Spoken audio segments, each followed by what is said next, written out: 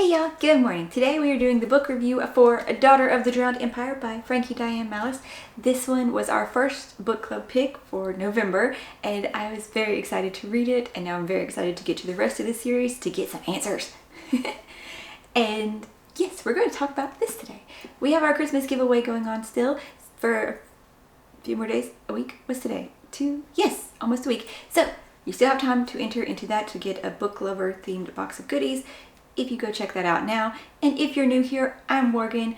I love fantasy books, obviously, and I hope you enjoy this should be spoiler-free review, and hopefully I've gotten it concisely down to where it will not be very long.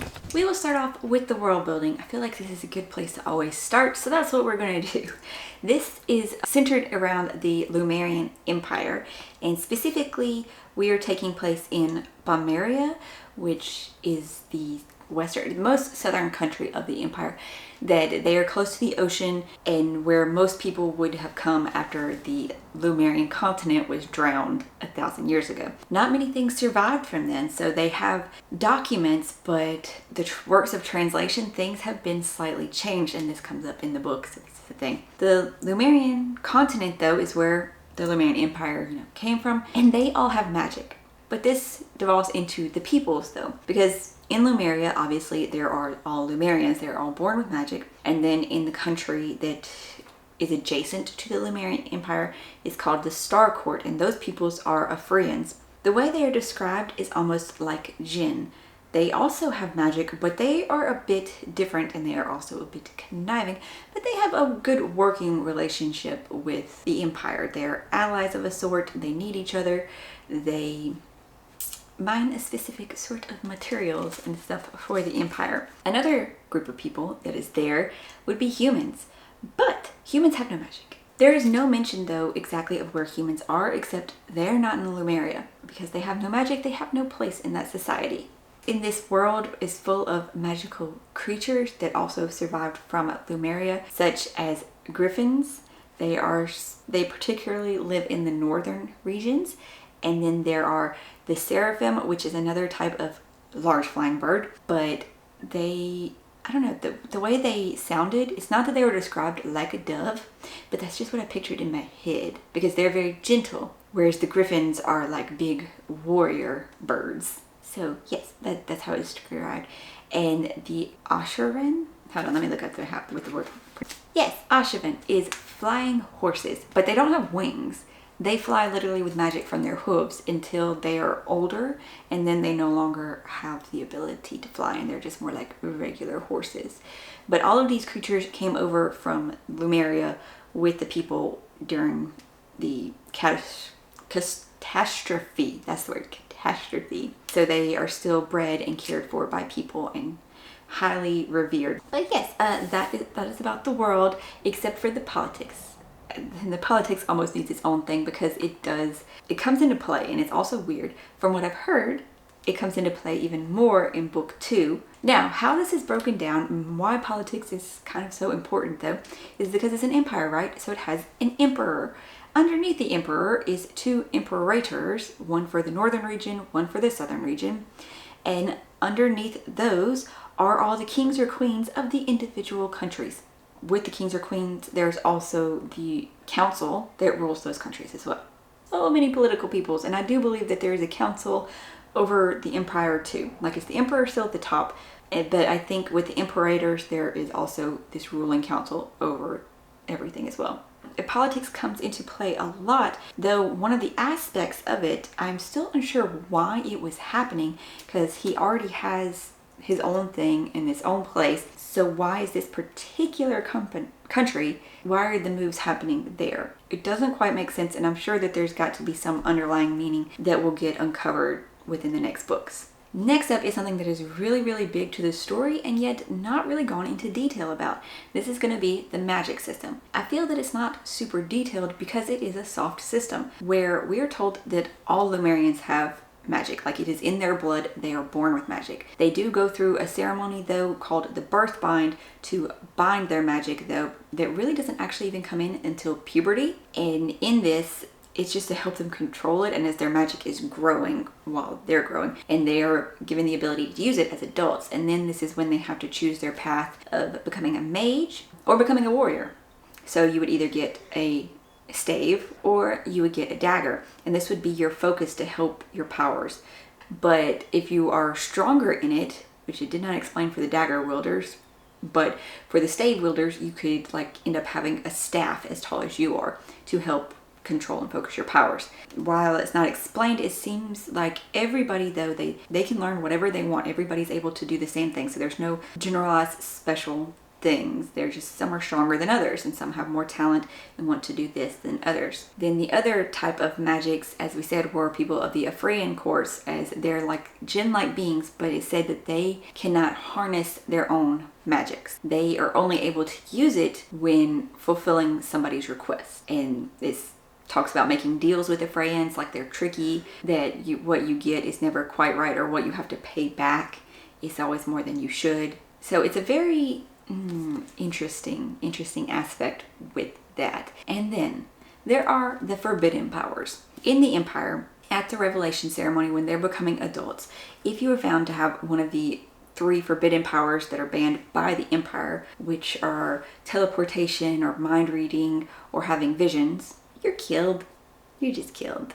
I'm not going to say this is a spoiler. You found this out very early in the book, and I think it's also kind of on the back. It's kind of awful, but they have a reason, because you'll go mad. So they have a reason.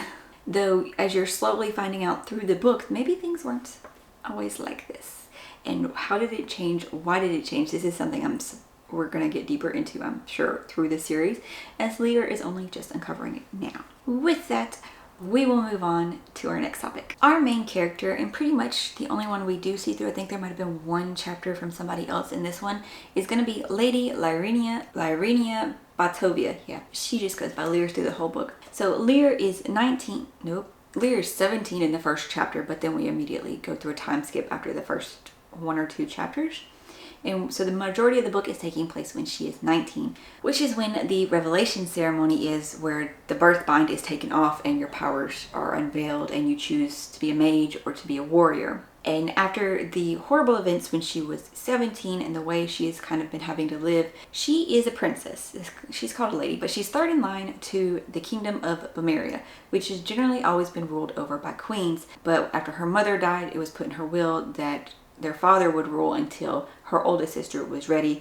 So the country has been kind of in a system of upheaval. So Lear has always been trying to be this perfect image of a perfect daughter, of the perfect representative for her country. And over the past few years, she has had to put on this front and make sure everybody only sees her as this perfect heir. She only ever thinks about her 2 older sisters and how to protect them, how to do everything for them. For a little bit, you get the Cinderella feeling, except her sisters do. They love her very much and they try.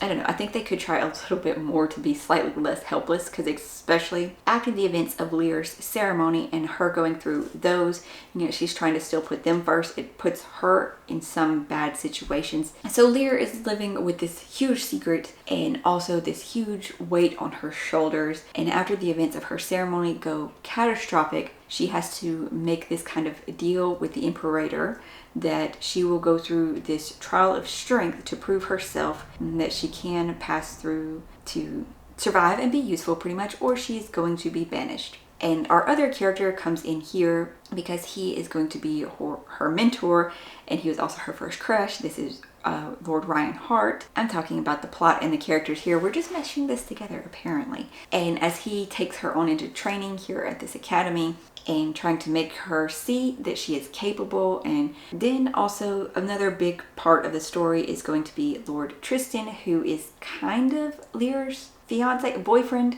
almost fiance. And at first I was just very, very irritated with Tristan. He has this deep-seated trauma too, so a lot of the things he does and his reactions are based upon that. But as he kept going, I started to feel really bad for Tristan. So that's most of the characters. You will also see her sisters for a fair portion, her 2 older sisters, and what happened after their revelation ceremonies are touched on, and how things have progressed through there, and the unrest within the kingdom as it is growing, of course, while her father is still ruling, and how people want a queen and like he's a false ruler. It's a whole ordeal. Now, this is a slight fantasy romance. I say that it's more heavy on the fantasy because it is a super slow burn romance. As I said, she is with Tristan, that is her boyfriend. There is a bit of spice there as things happen without happening. Like, she never goes all the way is what she said. But there's making out on the page, that's actually pretty much it. That's mostly it on the page in this one. So that is our romance. It's a very slow burn that is going to continue probably this book, the next book, until there's going to be the forbidden romance. It talks about it on the back, and you can tell in this book why it's forbidden, and that's why I felt bad for Tristan as well, because even though he was so irritating and I just wanted him to go away, changed into just feeling bad about him. Overall, I gave the book 4.5 stars. I really, really liked it. It ended up being my best book of November. The first book I read was the best book of November. One came really close, but this was still the best book. And I'm very glad that I read this. I want to continue with the series. For sure, I need to buy the series to continue with it. And the way it left off. So our ending of this book was just like a very soft ending. There was no cliffhanger. A chapter before, Lear had kind of resolved some of the issues. She had a new headspace, and we just kind of ended. And book 2 starts on the same day this one ended. Pretty much just a free flow into the next book, which is not bad. It's actually, I'm glad it's not a cliffhanger, and it's a nice ending. It's just interesting. Most things don't do that, or they wrap up differently. I feel like most books, if they don't do the cliffhanger, they would have wrapped up right after she had that mindset shift, resolved that, and then picked up where this one left off. Hopefully this video came together concisely. I tried not to ramble or babble. I just stick to the bullet points. I did, though, for my book review, write a little bit more in depth, and it is posted on the new book blog. Like I said, it's going to be linked down below. If you would like to join the book club, our next one is going to be in January, as we're doing bi-monthly. So make sure you go enter your options of what you want us to vote on reading in the Discord below as well. And if this is your first video here, I really hope you enjoyed it. I've encouraged you to go pick up this awesome series now, and you'll check out some of my other videos to see if you like it, and will subscribe so we can hit 600 before 2024 and we can have an awesome 2024. I hope, though, that you're finding something awesome to read today. You'll go enter the Christmas giveaway, link down below if you want to. Check out some other stuff and just read an awesome book. Have a great weekend, y'all. Bye.